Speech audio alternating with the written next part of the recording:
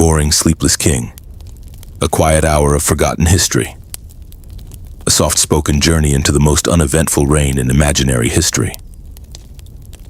Introduction. Close your eyes now. Let the hum of your day fade away. Let your body soften. Let your mind slow down. We're not rushing anywhere, we're just listening, quietly, gently. Tonight we'll hear the story of a king. Not a glorious king, not a fierce king, not even a very interesting king. No, he was boring, they said. Utterly, wonderfully, gloriously boring, and more than that, he could never sleep. Not for a single night, not even a nap. His name was King Bartholomew the Mild, and this is the quiet tale of his slow, dreamless reign. Chapter 1.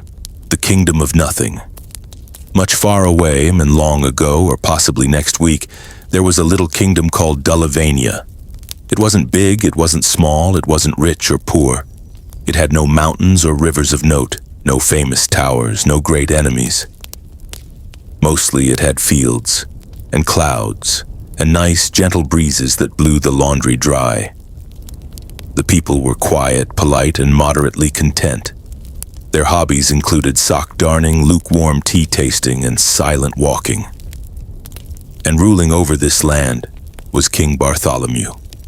He was not tall, not short, not funny, not cruel. He was just there. He wore beige, always beige. He once wore blue and the court was scandalized. He liked warm porridge and books without plots.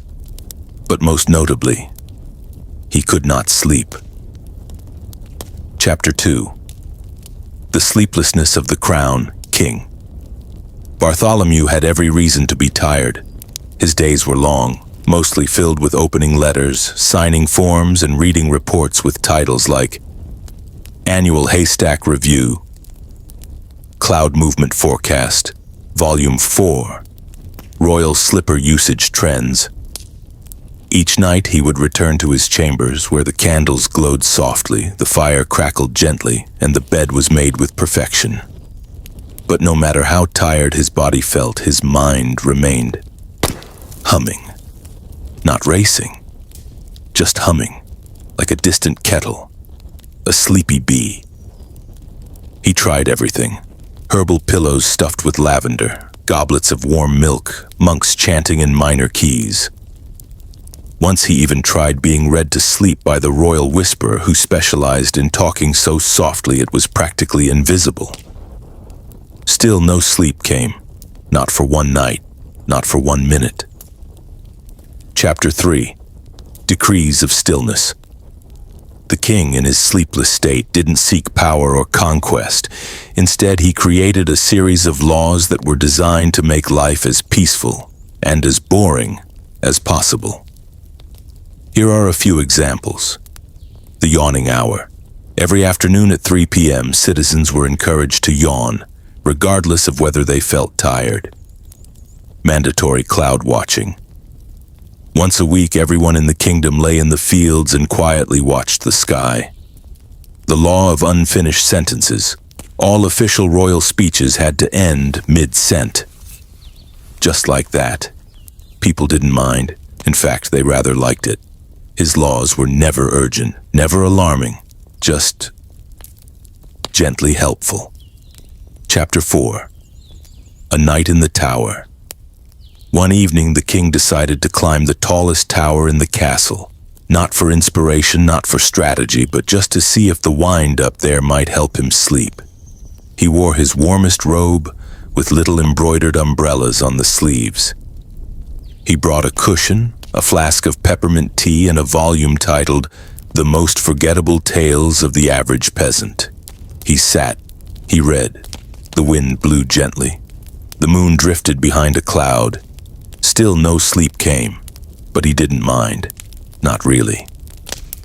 He looked out over his kingdom, over the thatched roofs, the softly flickering lanterns, the shadows of cows sleeping upright, and thought to himself, what a nice, calm place to be awake in. Chapter 5. The Unremarkable Crisis. Once there was almost a scandal. A shipment of royal cushions arrived in the wrong shade. Muddy cream, instead of cloud beige. The court gasped, but King Bartholomew simply nodded and said, "Well, this changes nothing." And so it didn't. No wars were started, no punishments handed down. The cushions were placed in the royal shed and used for emergency seating. It was the most uneventful crisis in recorded history, and everyone agreed. Thank goodness. Chapter 6. Dreams without sleep. Even though the king couldn't sleep, he began writing down the dreams he imagined he would have had, if he could. Each dream was quiet, gentle, often slightly dull, but in a comforting way.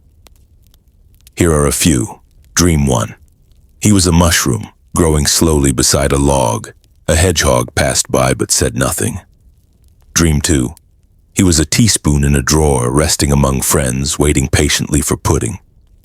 Dream 3. He sat in a library, forever, not reading, not moving, just sitting. Soft light. No sound. These dreams were published each week in the Royal Gazette under the title Nightly Nothings. They became wildly popular and not for XC.